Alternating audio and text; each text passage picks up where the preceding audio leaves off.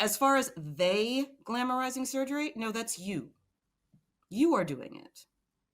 You are doing it. Even though you're going through all of this weaselly bullshit about how, well, I'm not doing it to be authentic and I'm not saying it to be edgy, or that's exactly what you are doing. This I'm so authentic, I don't even say I'm authentic. That's some poser bullshit. So, yeah, no, that's exactly what you're doing.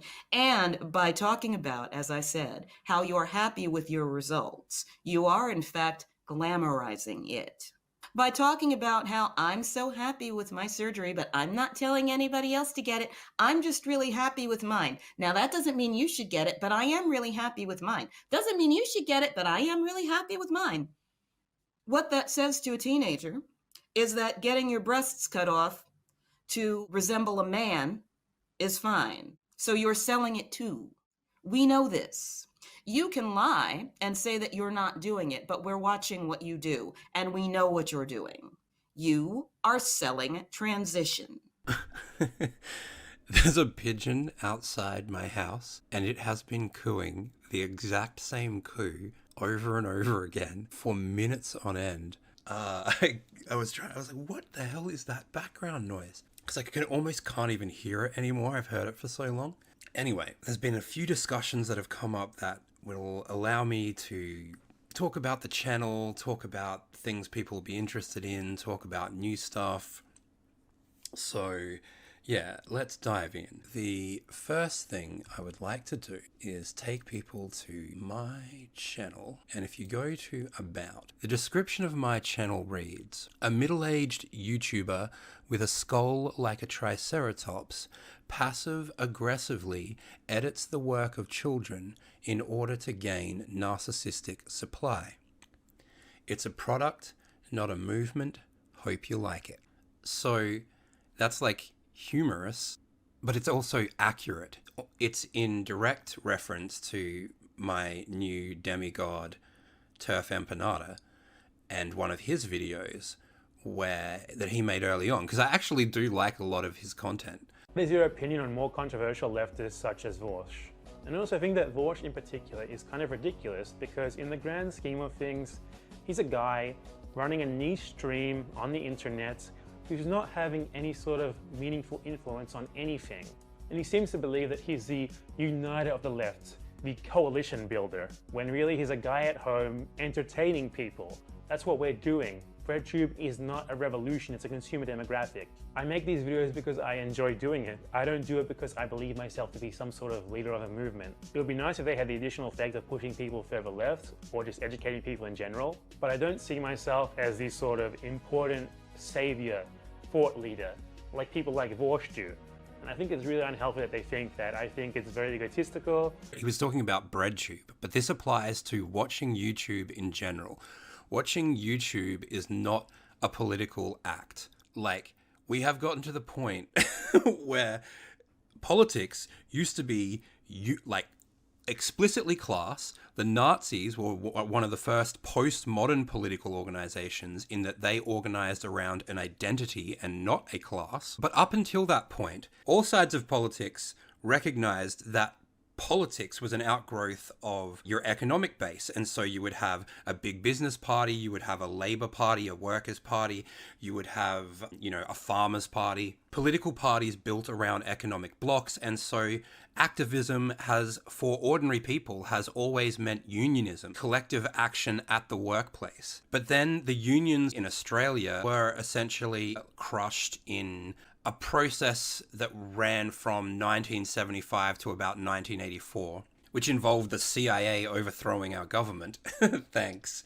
And that's also the time preceding the rise of postmodernism, because postmodernism is an outgrowth of neoliberalism, which is in part the death of the unions. So once they killed the unions, what was the bullshit that you heard all the time through the 90s and the early 2000s was like, vote with your dollar, economic consumerism, like political consumer. You're a political agent as a consumer. You're not a political agent as a worker. And this is basically the next step beyond that, where it's like, It's not even what you're consuming, it's what you're looking at. Your political activism consists of where your eyeballs are pointing. And yeah, I reject that entirely. If that's what you're doing here, then, I think that's a mistake.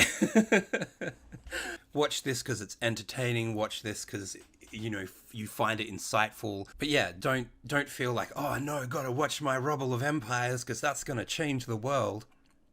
I think when people think like that, it's, I don't know, you have to be on edge because you're like, oh no, what if my eyeballs were looking at the wrong thing? In the same way that Vote with Your Dollars was about essentially shaming people and putting the responsibility for how things are produced onto the consumer, the least powerful person in that process, and off the actual person who owns and operates the fucking company. So on that note, I have gotten a bit of pushback from both people I know and people online for the video I did where I clipped Karen Davis talking about GenSpect. Yeah, I wanted to get into that discussion at some point. Also, someone brought up Exelanzic, who I think is amazing as well. She's going to go down as like one of the top tier gender critical producers in history, I think. At the same time, I disagree with her analysis, for example, around women with case. But she's spent a pretty long time discussing it in comments with me, so I don't feel like she's interacted with me more than she's had to, or would feel obliged to. And it's all been pretty civil, and it's also like, oh wow, a TERF has a really staunch opinion about who is and isn't allowed into women's spaces. What a surprise.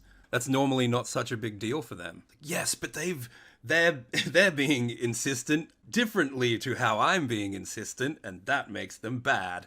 On that note, a couple of days ago, on the video I did where I clipped Karen Davis talking about GenSpect, I got a comment, and it was from someone who's been around the channel a fair bit, but most people wouldn't have seen every video I've made. And so you can get very different pictures of what this channel is and is about, depending on which video you see. So I think this discussion is good to kind of get people set for what it is we do here. So this person says, I feel badly for Kenneth, the one in the middle. Her story is absolutely the most heartbreaking thing I've ever heard. Her mother married a convicted pedo when she was a baby, back when there wasn't a registry, and he and his pedo friends abused Kenneth from the age of 2 to 13. Since he was a pedo, once Kenneth started puberty, he was no longer interested in her. He talked to her about fantasies of having babies with her so that he would always have someone to hurt. So actually became pregnant around 12, but stepdad took her to have an abortion in order to avoid prison. She lived as a lesbian for the next 15 to 20 years, but always ended up in abusive relationships. Transitioning was her way of escaping the possibility of being abused ever again, along with all of the mental health issues she has. I would imagine she has very, very severe, complex PTSD. She's talked about how if she hadn't been in the midst of addiction and if she had known that she'd end up alone for the rest of her life, she would have done things very differently. She seems like an extremely kind person, especially considering all that she's been through. She's experienced more evil by the age of 3 than most people will in their entire lives. I cannot condone targeting people like Kenneth or even Mars. All I know about Janet is he seems to be someone with autogynephilia who either doesn't realize or won't admit he has it. People should do more research on their subjects before they make videos about them. I'm not referring to you, Ro, but good people don't target victims in this manner. To which I said, I think we disagree. Obviously, targeting someone because they are a victim is unjust, but critiquing, even harshly, someone who is acting publicly, who also happens to be a victim, is another issue entirely. I think that they could all be very well-intentioned. I'm sure many TRAs are also well-intentioned and horribly victimized. It still doesn't make their public political organizing beyond scrutiny. To which the person responded, by definition, TRAs aren't well-intentioned. These people have absolutely no political power and aren't trying to persuade people to transition. Most gender-critical people who actually want things to change realize that it's never going to be illegal for everyone to transition, and most don't want that anyway. Gossiping about people like Kenneth, who believes that she shouldn't have been allowed to transition, only makes us look mean and uncaring, which is unappealing to most other humans. Demanding that trans-identified woman who's had phalloplasty and regrets her transition but knows she can't go back detransition in order to be quote-unquote taken seriously is not helpful. A lot of people who are gender critical because of what's happening to children and extremely mentally unstable and or traumatized adults, along with the invasion of women's prisons, sports, and other sex-segregated spaces, are beginning to be really put off by what seems like ideology and lack of nuance among a loud minority of GC, mostly radical feminists. Trans people have existed for a really long time, but it hasn't been a problem until recently because it's gotten so extreme and become an industry. I mean, I'm very skeptical about anything changing at this point, aside from getting worse, but it helps us, not at all, to focus on people like this. When you have a popular GC YouTuber claiming that women with DSDs belong in men's bathrooms, it kind of makes more reasonable GC people wonder what is actually the point. Nobody is beyond criticism, and if it makes you feel like you're accomplishing something by criticizing them, then okay. I simply don't understand what the goal is. You are selling transition. I know why Karen does it, and it has absolutely nothing to do with genuine concern for other people. I hate to think the majority of GC people with somewhat of a platform are motivated by the same thing. So, I basically broke this up line by line, but I did want to present it at least once in its entirety, to be fair. By definition, TRAs aren't well-intentioned. To which I said, there have been people who have carried out all sorts of atrocities that they believed were moral, and as such their intent was to do good. That's one of the things that I believe separates atheists from religious people generally. Typically, the religious need to assume that their ideological opponents have bad intent. A church will call someone a heathen or a heretic rather than secular, for example. Or, you can't talk to an SP, they want to kill us. New quote. These people have absolutely no power and aren't trying to persuade people to transition. To which I said, if they were just talking online, you could say that. But once they start forming a public organization, they are obviously at least attempting to gain some form of political power. Their apparent intention is a separate issue to their actual impact in regards to not promoting transition.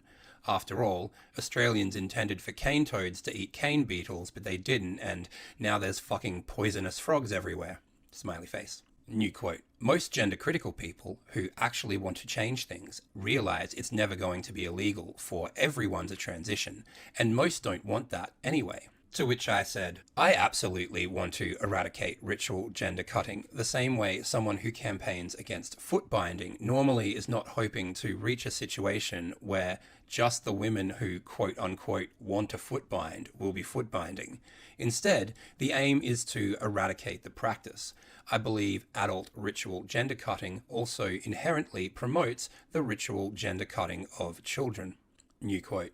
Gossiping about people like Kenneth, who believes that she shouldn't have been allowed to transition, only makes us look mean and uncaring, which is unappealing to most other humans. To which I said, I animated the penis of a baby being exploded off by an electrical current with reference to real events that happened to a real person who later went on to commit suicide. It has been my ability to accept looking mean or uncaring or unappealing to most other humans that allowed me to question gender identity. New quote. Demanding that a trans-identified woman who's had phalloplasty and regrets her transition but knows she can't go back detransition in order to be taken seriously is not helpful. To which I said, helpful to whom? If you're going to be in the leadership of a gender-critical group, detransitioning would seem to be the bare basics.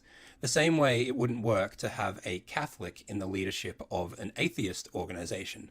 New quote, a lot of people who are gender critical because of what's happening to children and extremely mentally unstable and or traumatized adults, along with the invasion of women's privacy, sports and other sex segregated spaces, are beginning to be really put off by what seems like ideology and a lack of nuance among a loud minority of GC, mostly radical feminists.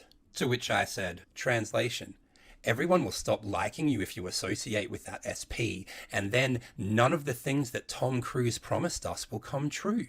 New quote, trans people have existed for a really long time. To which I said, what the fuck? No, they haven't. And what relevance would that have? Cutting baby dicks has existed for thousands of years, and it still kills and mutilates children every year. New quote. But it hasn't been a problem until recently because it's gotten so extreme and become an industry. To which I said, it was always driven by the forces of industry. Just because it has now manifested in a more obvious way doesn't mean that the same power hasn't been there from the beginning. Like foot binding, ritual gender cutting is not inevitable.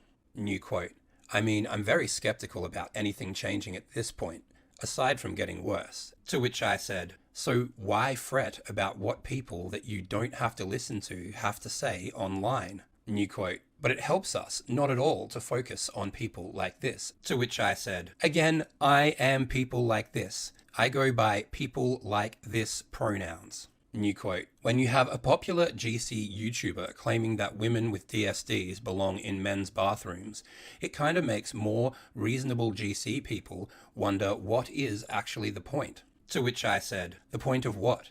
Watching YouTube? I'm pretty sure there's no point to watching YouTube. New quote, nobody is beyond criticism, and if it makes you feel like you're accomplishing something by criticizing them, then okay. To which I said, I see GenSpect as basically just another grift. It's a way to sell ritual gender cutting to a gender critical crowd. Capitalism looks for every niche, and this is a great one, which is why I imagine Buck Angel, who I see as a notorious hustler, is associated with it. New quote, I simply don't understand what the goal is. I know why Karen does it, and it has absolutely nothing to do with genuine concern for other people. To which I said, again, that sounds like cult talk. I don't have to explain her argument. I can just tell you that I know what she is thinking. New quote, I'd hate to think that the majority of GC people with somewhat of a platform, why thank you, are motivated by the same thing. To which I said, what's the bet I will soon be included in this group because others now, quote, know what I'm thinking too. I also have another comment that's from You're Kidding Right, the video entitled, I wanted my breasts removed 'cause reasons. And someone else wrote, having breasts removed is not like cutting one's hair. It's more like having a kidney removed. They are functional organs. And yeah, this is in reference to Mars saying, I just didn't want them, in reference to her breasts, in such a way as to suggest that breasts were something akin to long hair. I really liked that metaphor, and I kind of ran with it and said this. It's like they're waking up in a bathtub with a kidney missing, and they're trying to tell people, it's no big deal. I never wanted that kidney anyway. And it's like, even if that is true, that, never wanting that kidney, is a new additional problem, which does not rectify the first one. I'm sure lots of people understandably do this as a coping mechanism, sunk cost fallacy and all that. And having shitty coping mechanisms isn't a crime. The issue I have here is when GenSpect, and Mars is responsible in part for GenSpect, takes a bunch of people all with the same shitty coping mechanisms and presents them to the public at the same time that they're trying to say that they're not selling these shitty coping mechanisms. Capitalism looks for every niche. Selling ritual gender self-harm to a gender critical or gender atheist crowd is the ultimate untapped market. The industry was going to show up sooner or later. This is just one of the first, most prominent / only one I know about attempts of this kind, but Nike spent decades trying to break down the skateboarding industry, which opposed Nike, I'm sorry to say, more staunchly and with a far greater level of organization than anything I've seen from most activist groups. For decades, no skateboard shop would stock Nike products on principle. Eventually, Nike was able to use collectible sneakers as a way to strong-arm their way in. They spent decades and launched countless failed products in their attempt to find that angle. And they were just pushing shoes. The people pushing ritual gender self-harm and ultimately the commodification of every part of the human body will morph more than T1000 because there's infinitely more profit to be made in this arena. They will look like Andrea Dworkin if that's what it takes to win. Think about it this way. Imagine if it wasn't transition. Imagine if it was something like a branding deal. Or, let's say, smoking. Let's say every single person in the GenSpect organization in their profile pictures had a picture of them with a cigarette in their hand. And every time they appeared in public, all of them were smoking. At the same time, they all said, oh yeah, obviously this is addictive, blah, blah, blah. I'm not disconnected from reality. And I'm not saying that you should smoke. I'm just saying smoking works for me. Would we expect that would make the tobacco industry happy? Or would that be anti-tobacco activism? Because they didn't literally say, get these cigarettes. They put up some thin veil of deniability. As far as they glamorizing surgery, no, that's you. You are doing it. You are doing it. Even though you're going through all of this weaselly bullshit about how, well, I'm not doing it to be authentic and I'm not saying it to be edgy, or that's exactly what you are doing.